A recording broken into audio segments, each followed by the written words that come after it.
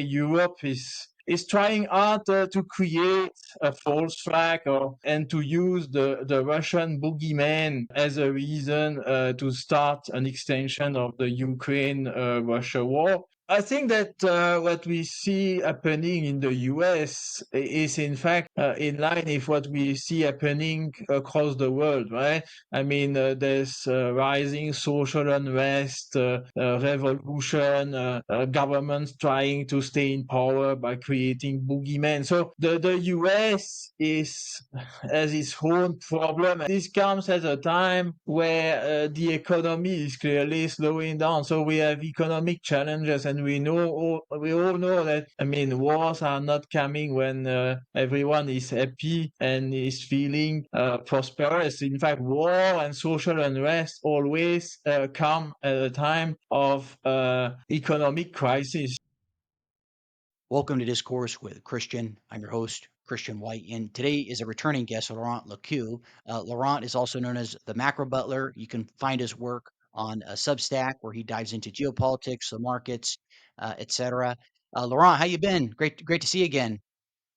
Great to be back on your show, Christian, and hope to discuss any matters that you want to discuss in the next hour.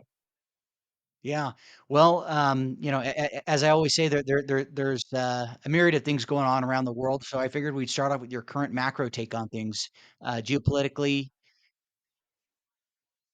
Well, I mean, from the macro perspective, I would say that the US is still in its inflationary boom, but we have seen economic data weakening, especially on the employment side. So we have seen an employment rate rising. We have seen non-farm payroll being much weaker than expected. And we all know that non-farm payroll data, in fact, are just coming from an Excel sheet. So we can expect that the US economy, and especially the domestic economy in the US, is weakening. On the other side, price pressure are building. I mean, it's not only from tariff, but also from rising commodity prices. We have seen over the past few weeks, and especially last week after the event in Doha, a rebound in the oil price. And we all know that oil prices are mostly the trigger for what is coming next for the US economy and the global economy. So I would say that the US and global economy is slowly heading into an inflationary bust of stagflation. But for now, I would say it's still holding in its inflationary boom. Now, as it relates to what's going on in the world, I'd like for us to dive into what's going on in Europe. I saw recently, or I guess it happened about a week ago and some change. 7 AFD candidates have just somehow died, and a lot of the unrest that has been going on over in the UK and in other parts of Europe and such. Figured we'd kind of start with your current take there. Maybe you could chime in as well on Russia, Ukraine. Well, I think that if you look at Europe, most of European countries, France, Germany, and the UK, are heading into a sovereign debt crisis. This is not something that is unsurprising. I mean, in France, we have another round of political instability. The Bayrou government fell last Monday. The new prime minister is just another lame duck prime minister. And especially in France, we must remember that the new prime minister, in fact, is the former defense minister, and he was one of the most warmongering minister among the NATO. So I guess that by choosing the new prime minister, Macron is giving a signal that he wants to trigger an escalation in the war between Ukraine and Russia. Also, late Friday, after US market close, Fitch finally downgraded France. And this is, in fact, even, I would say, everyone knows that credit rating from agencies are a pure comedy.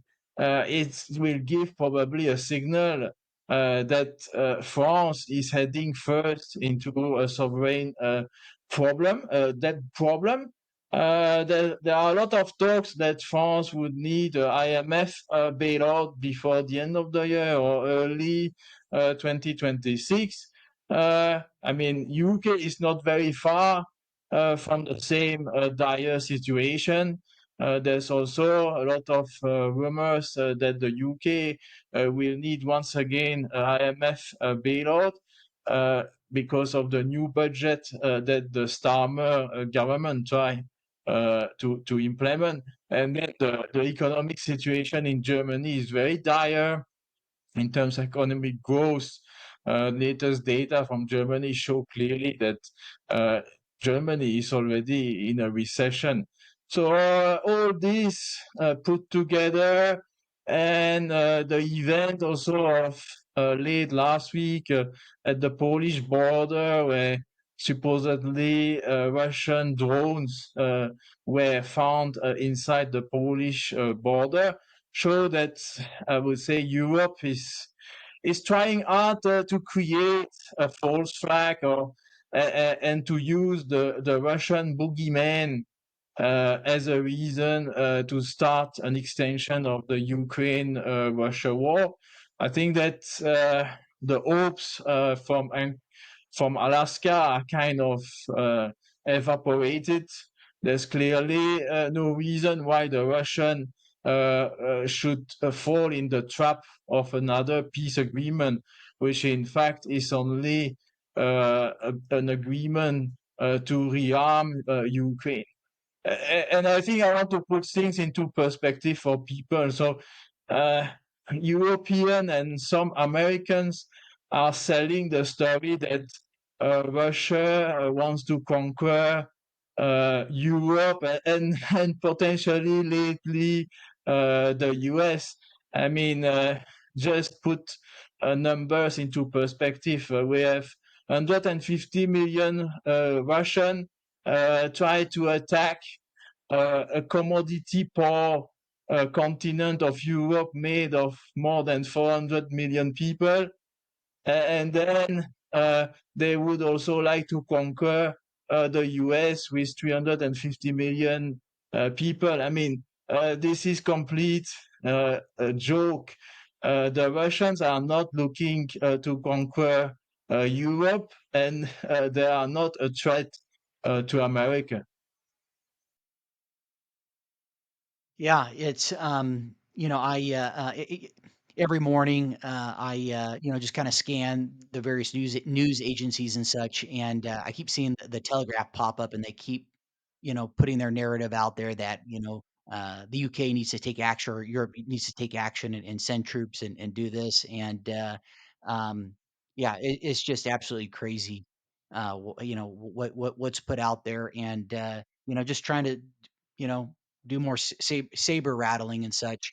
Um, any commentary on the on the AFD? Some of the, I mean, I don't know if you care to dive in it or share any thoughts. Just very suspicious that those candidates died. Well, I mean, it's difficult to give a clear view on it, but I would say that it's probably one way of action that those in power in Germany, and I mean, we all know that.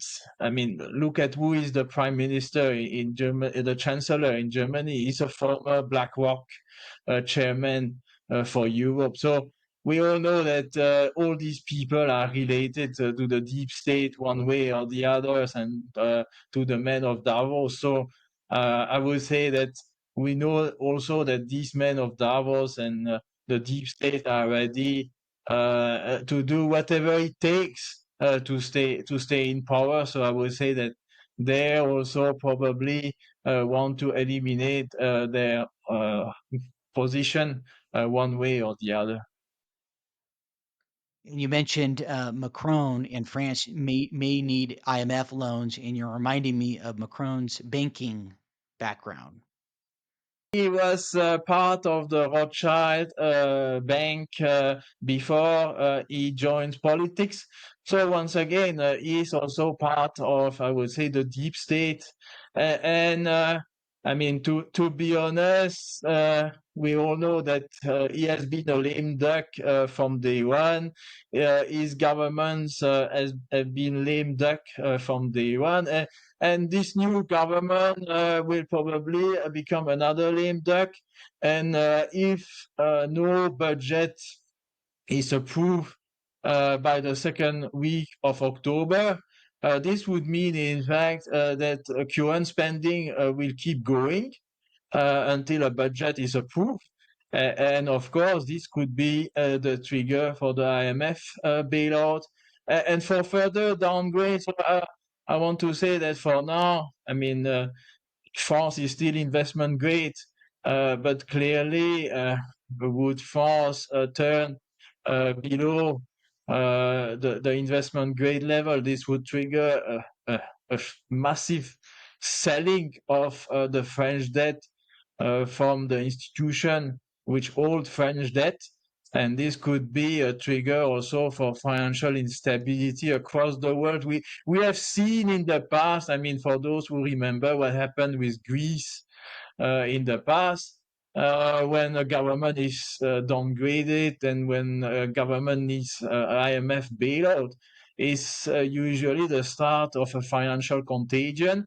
And of course, I mean, I would say American banks and American institutions will do better than European banks and European institutions, but they also own these French and UK debt on their books. So they will be impacted as well, and that will create probably some volatility in financial markets. Yeah, you're reminding me of how I'm thinking of the phrase "how capital goes where it's treated best," and it is interesting to note how throughout history, whether there's societal things going on or conflict, how money, resources, assets, even people, of course, relocate, go to other go to other countries and have diaspora and such. Um, Segueing down south over to the Middle East and such. Do you have any comments on that as far as where you see things going or where they're at right now? Well, I think the event of last week in Qatar clearly showed that there's no way that a peaceful solution can be achieved. I think it's just a matter of time that we will see once again an extension of the war, and I believe that the 12-day war between Israel and Iran in June could restart at any time. The impact will be clearly on the oil price because once again, this would push oil price higher. I think that for oil price to move significantly higher in the next few weeks and months, we need to see a supply shock. For the time being, we haven't seen any supply shock. But of course, if there is an extension of the war from Gaza and Palestine to the rest of the Middle East, this would create tension and probably could push the oil price at least above $80, and even further higher would a real supply shock emerge. So I would think that the the war in the Middle East was just put on the pause button.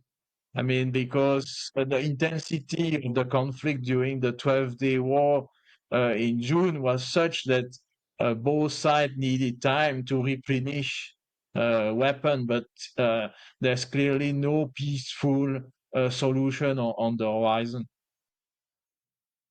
I just think it's crazy how there's just been incessant conflict over there. I mean, just for so long. It's just amazing to me. How about over in your neck of the woods, over in Asia? What are you seeing over there?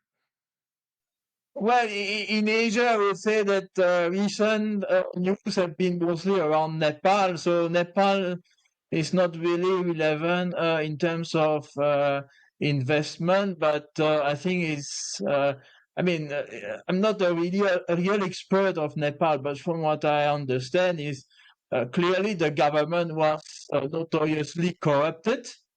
But I will say that the revolution that we have seen in Nepal last week could be another kind of alphabet agency sponsored revolution, because we also know that Nepal and India in the past have been fighting from some of piece of land. And clearly, we all know that the US government is now focusing on trying to push additional pressure on India. So I would think, and it's too early to say, but we need to look at what the new Nepalese government will do in terms of relationship with India. And we need to look at if this new Nepalese government, in fact, has been put into a leadership just to once again poke India on its border. Yeah, and On you're top of reminding me. yeah, Oh, if sorry, I go ahead. may, on top of this, we had the SCO meeting 2 weeks ago, Shanghai Cooperation Organization, and I think that we saw major development in terms of increasing trade relationship between China, India, and Russia. So a major pipeline project was signed between Russia and China. So in fact, Russia will be able to deliver gas and oil directly from Siberia to China. So this is a very key development to increase the trade relationship between Russia and China. And we clearly also saw that India is integrating itself in this China-Russia axis. And clearly Modi show that he's ready to do much more business with China, much more business with Russia. So I think this is very important for the long term because, as I said previously, the combination of these three countries, so Russia gave cheap access to commodities, China give access to a state-of-the-art manufacturing capability, and India as the consumer development of the world will create kind of a triumvirate that cannot be beaten. And I think that this is kind of the foundation of what is coming next in the new world that will emerge probably by the next decade. So again, we see further development. I mean, this SCO is not very well-known institution, but is in fact probably a much more important institution than the BRICS. Most of the countries that are part of SCO are also now part of the BRICS, at least for the Asian countries and the Middle East countries from this organization. So I would think that from a geopolitical perspective, in fact, the Tianjin meeting was very important. And it will probably increase a trade relationship between these three countries. Gotcha. So what you're saying is the SCO is more powerful than BRICS. I mean, obviously the countries that Well, make it up. I think that the issue with BRICS is very, I would say, scattered geographically, right? You have Latin American countries with Brazil. You have some African countries. SCO is very focused on Asia and Pan-Asia relationship. I mean, historically, the SCO was created for a security reason, but it's becoming more and more as an organization dealing with a trade relationship. And I would think that at some point, in fact, the BRICS and the SCO could easily merge. But I would say that for Asia, at least the SCO is much more relevant than BRICS. And because we see also a lot of ASEAN countries like Thailand, Malaysia, Indonesia being partner of the SCO or joining the SCO. So this is kind of the full integration of the axis China, India, Russia. Now you also mentioned about you also mentioned about like a intelligence or alphabet agency trying to maybe foment or stir up something over in Nepal and such. Is that a non S? I assume that's a non SCO or uh, entity that might be behind that. Can you kind of dive into that? But as I said, I mean, the situation in Nepal is very opaque. It's not very clear what was the real trigger of the revolution and who are the people coming into power after this revolution. I mean, what we know from Nepal, it was a notoriously corrupted government. So it was quite easy to trigger revolution. Will this revolution be confiscated and be used, I would say, to trigger a new conflict in Asia and probably a conflict between Nepal and India? It's too early. It's too early to say. But I think that we have to keep an eye on it. I mean, remember something similar happened last year with Bangladesh. And these are countries surrounding India. And as I said, I mean, India has been into the focus line of the American deep state recently. And so I can imagine that, I mean, it's difficult to ignore everything that has happened, I would say, around the focus of on India from America. And on the other hand, you have these events happening in Bangladesh, in Nepal. So, I mean, is the deep state trying to surround uh, India and try to create a new conflict there? I would say it's too early to confirm, but we need to keep an eye on this over the next few weeks and months and see how the situation evolves. Absolutely, absolutely. Wanted to get your thoughts over in the U.S. Perhaps any commentary that you had. Of course, unfortunately, we had Charlie Kirk assassinated um, uh, uh, earlier this or yeah, just a handful of days ago, and there's been a lot of discourse on that and what that means and what may arise from that. So I don't know if somehow you want to tie it in with markets and the geopolitics and things of that nature. I think that what we see happening in the US is, in fact, in line with what we see happening across the world, right? I mean, there's rising social unrest, revolution, governments trying to stay in power by creating boogeymen. So the US has its own problem and is a case by itself. I mean, this is a tragic event from a geopolitical and political perspective. I would say that this probably another step into the divide of the US, because at least from an external point of view, what I can see is that the US is increasingly difficult for blue and red to live together in one country. And I would think that we will see over the next few months and years more events like these tragic events happening. And this will ultimately lead to the separation of the US, uh, probably between the blue, and the separation will be made. On one side, you will have the blue, on the other side, you will have the red.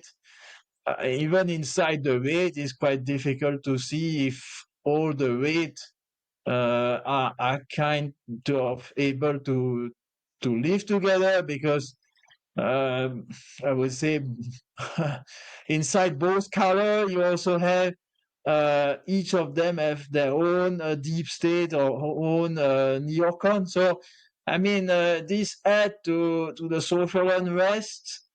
I mean, this social unrest finds its sources deep inside, I would say, the reckless immigration policies that were implemented during the previous administration. Find its sources also in the deindustrialization of the US, meaning that uh, by creating increasing social disparity among Americans. You also have kind of uh, create all this kind of environment of violence and kind of inability of people who have the same citizenship. I mean, to live together because they have a complete different point of view of what is life at the end of the day. So I would say that it's very tragic, uh, and I would think that unfortunately we will see more of these kind of events in the next few weeks, months, and years. And the ultimate point is probably that the US is the divorce of the United States, or it will be, I mean, the ultimate end of this is probably the creation of at least two states, one blue, one red.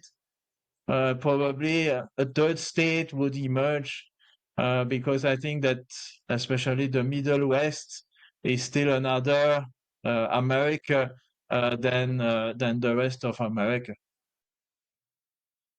Yeah, it's been interesting to hear people's commentary as to the nature of the shooter and the motives, and hearing people's feedback as it relates to what may come about from Kirk's assassination.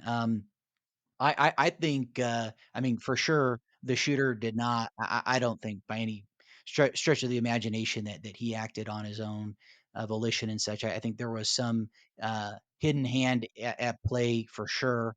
I was listening to Roger Stone earlier. He was mentioning about it definitely being a professional hit job. um, yeah, there's a lot of things that just don't add up. There's a lot of things that do not add up, and so yeah, I suspect we're going to be seeing more of the social um, upheavals going on. This is kind of reminding me of like 1960s kind of stuff. Obviously, I wasn't around then, but this is like 1960s. Even and then the rise of nationalism stuff reminds me of stuff over in the 30s. I know we talked about offline. 1930, especially in the rise of the economic plight going on in the 30s, right?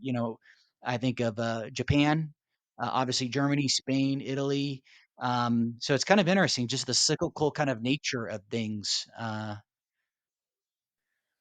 Well, I think that this comes at a time uh, where the economy is clearly slowing down. So we have economic challenges, and we all know that. I mean, wars are not coming when everyone is happy and is feeling prosperous. In fact, war and social unrest always come at a time of economic crisis. So that's why I think that it's important to link geopolitics and economy, because in fact everything is linked together, and the economic or the business cycle in fact impact also the war cycle or the geopolitical cycle or the social unrest cycle. So that's what I'm trying to do. I mean, and we are heading into uh, uh, an economic situation which is not really very rosy for most of the people anywhere on the planet Earth. So everyone is facing challenges. Every country has its own economic challenges, and of course, this has been a reason that we have seen this geopolitical tension or social unrest appear in almost every country. In fact, it's difficult to give a single country which is living peacefully nowadays. Yeah, yeah, absolutely. As it relates to the economy and things of that nature globally, would you say it's like a controlled demolition that it's been intentionally induced to create, this means by which others can come in and kind of scoop things up on the pennies on the dollar, things of that nature, or how do you define it? To what extent is it manipulated and controlled? Well, it's difficult to say. I would say that we are at, I would say, a turning point in the economy because if we took let's take a step back. And so we go back to the post-World War II situation. I mean, uh, the American economy was growing first domestically, but I mean, from the 1970s, 1980s, the growth of the US was mostly driven by US multinational. And then come the WTO, and these multinational, in fact, deindustrialized in the US and went to produce in any emerging countries, in Asia, mostly. I mean, to use cheap labor, cheap resources, and to sell to American consumer. So, I mean, we all know that this model is not really sustainable uh, over the long term because first, I mean, especially in Asia, you had the emergence of new economies like China, India, the ASEAN tiger at some point before the Asia financial crisis. And even here in Asia, costs have increased. So that business model of going overseas to manufacture shoes or manufacture toys and sell back to American consumer was only viable for a time being. So we are at the end of this, and I will say that the world, in fact, is also at the end of a cycle where all the problems were solved by debt. So again, if you look at what happened uh, over the past, let's say, 40 years, every time there was a crisis, what was the response of governments was let's increase debt and this will solve the problem. I mean, GFC, all crises ended by more debt. But we are also at the end of this cycle where more debt can solve the problem because there's barely no buyer of the debt. And we all know that the issue is not really the amount of debt, but the issue is to find a buyer for the new debt. And the trigger of the turning point in this, I would say, debt cycle has mostly been the war between Russia and Ukraine, because the war between Russia and Ukraine started the real weaponization of US dollar debt or US dollar assets, and I would say even Western assets, because Russian uh, the US dollar and euro asset owned by Russian were frozen, right? And so this triggered the signal. This was the signal given to Asian countries and Asian institutions, Asian central banks, which were buying the Western debt to fuel the debt uh, model, to stop buying for at least to buy less and potentially stop buying Western debt. Since it was not, I would say, it could be dangerous to own US dollar asset or euro asset if you are not a friend of America or you are not a friend of the European Commission.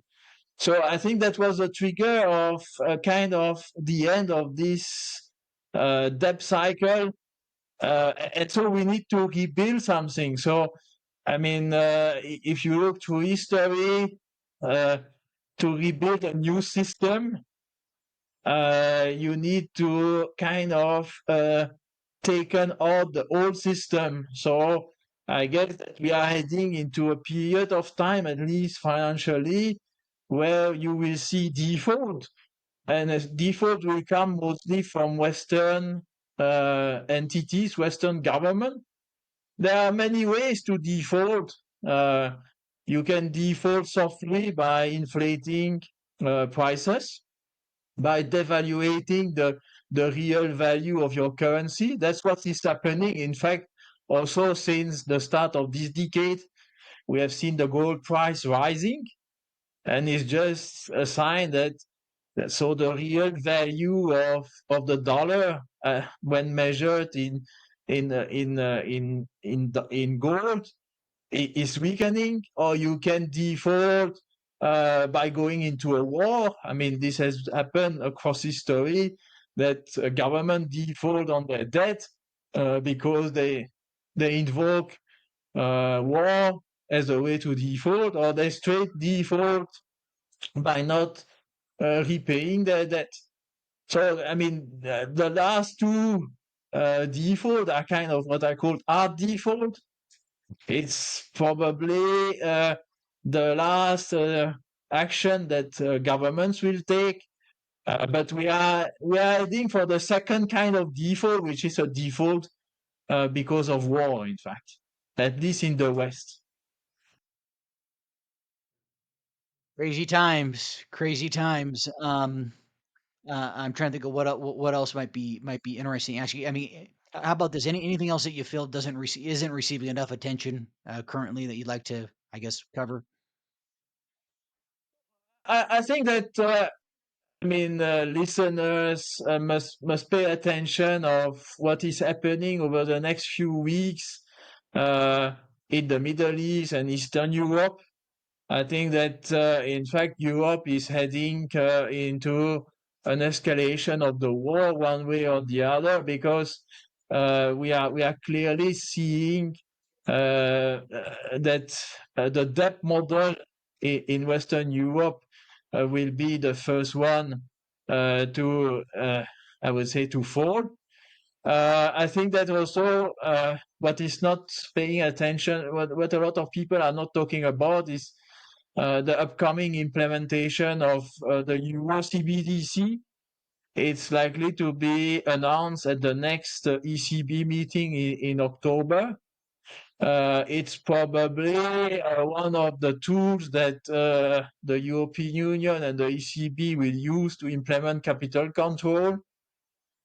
Some people say that 1st of January we'll see the official launch of the Euro-CBDC. So this would clearly show that Europe is heading into a capital control time. And I won't be surprised, because, I mean, if France needs the IMF bailout, and by the way, France is too big for the IMF to bail it out. France is too big for the ECB to bail it out. So, I mean, you will European bureaucrats will need much more creativity to find a way to finance the the French bailout, and I would think that they probably will use personal savings of European citizens as a way to finance to delay the inevitable default of their government.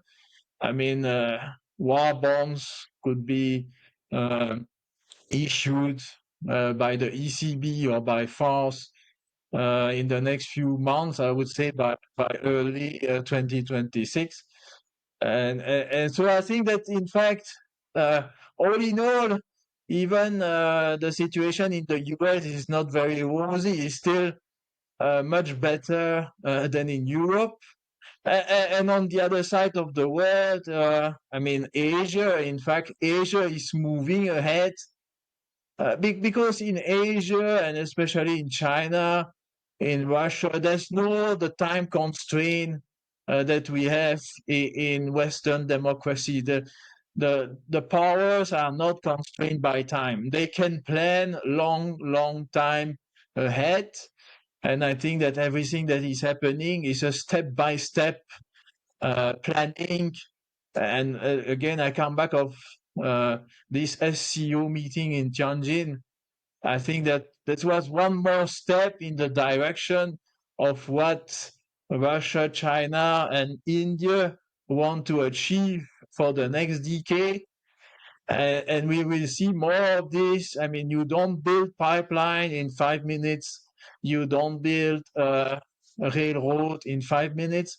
So it takes time.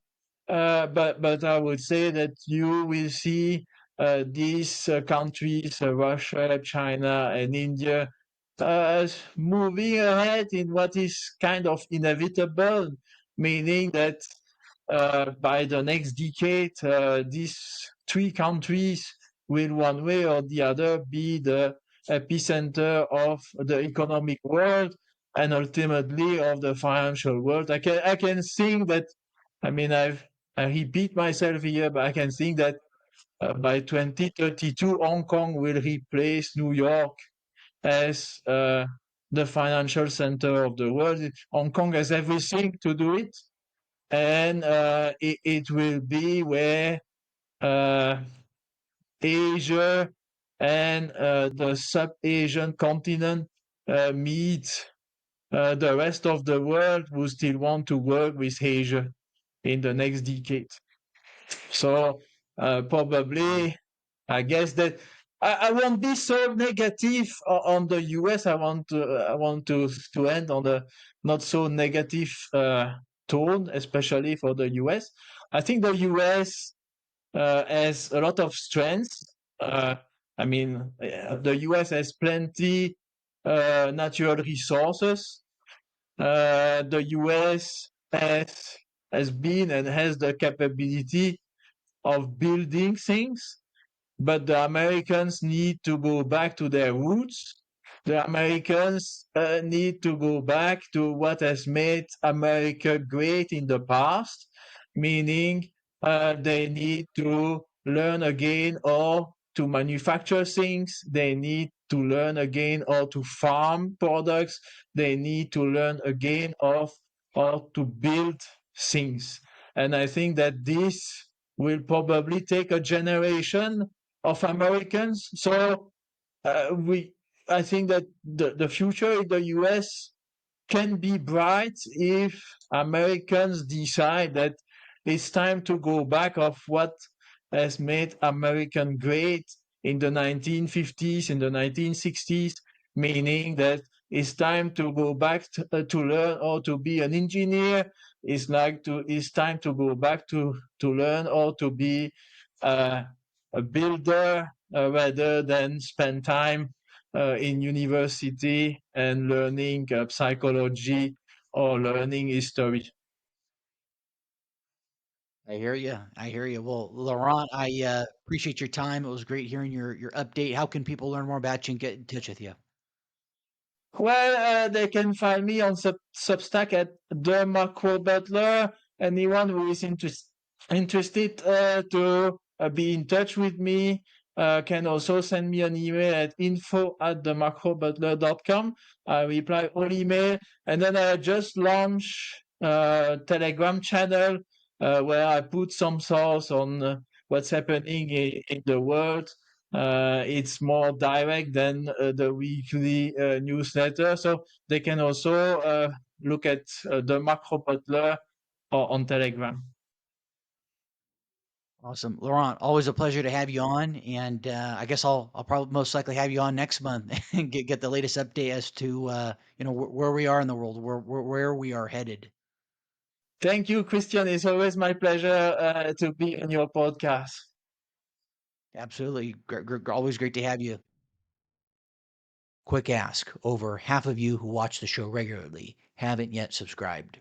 If you've enjoyed the show, you're finding value in it, subscribing is really the best way to support the channel. It's, of course, free. It literally takes 2 seconds, and it lets the algorithm know that this content matters. And of course, my commitment to you is going to be that I'm going to continue to bring on great guests, refine those questions.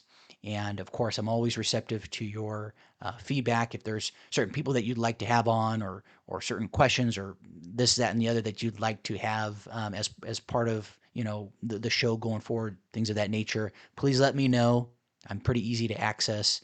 Anyhow, that's my commitment to you. If you can subscribe, that would mean a lot. Thanks.